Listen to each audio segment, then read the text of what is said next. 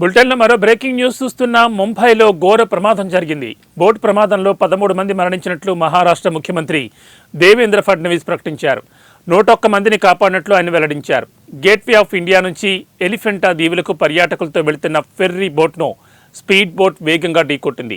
ఈ ఘటనలో 13 మంది మరణించినట్లు సీఎం ప్రకటించారు. మహారాష్ట్రలోని ముంబై తీరానికి సమీపంలో నేవీ స్పీడ్ బోట్ ఢీకొనడంతో ప్రయాణికులతో కూడిన పడవ బోల్తా పడింది. ఈ ఘటనలో ప్రయాణికులు బోట్లో 10 మంది, నేవీ స్పీడ్ బోట్లోని 3 మరణించారు.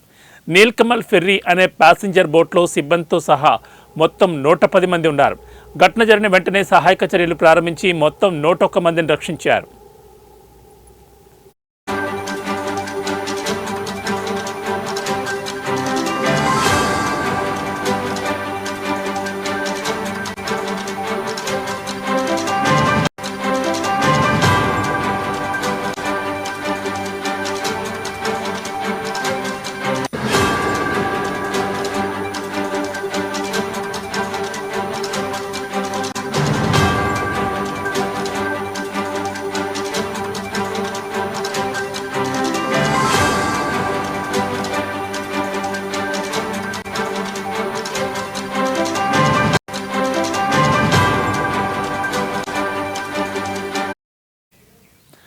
ప్రయాణికులతో వెళ్తున్న బోటు యజమాని రాజేంద్ర ఫేట్ తన బోటును స్పీడ్ బోట్ ఢీకొట్టిందని ఆరోపించారు.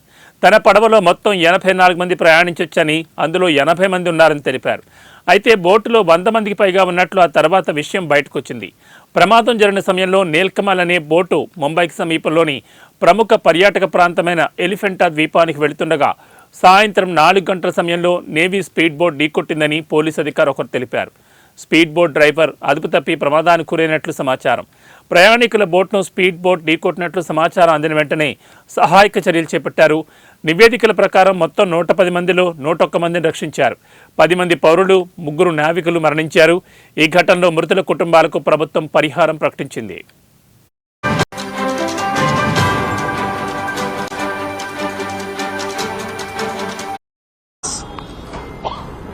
समुद्र में जो बुचर आइलैंड है वहां पर आज 3:55 पर नीलकमल नाम की एक जो प्रवासी वेसल थी उसको नौदल की एक बोट टकराने से एक बहुत बड़ा अपघात हुआ है, एक्सीडेंट हुआ है।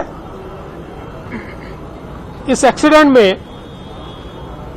तकरीबन 101 लोगों को सुरक्षित बचा लिया गया है, किंतु 13 लोगों की मृत्यु इसमें हुई है। शाम 7:30 बजे तक की ये जानकारी है। इन 13 लोगों में 10 सिविलियंस है और 3 नेवी के लोग हैं जिनकी मृत्यु हुई है। 2 व्यक्ति गंभीर रूप से घायल है जिनको नेवी के अस्पताल में ही भर्ती किया गया है।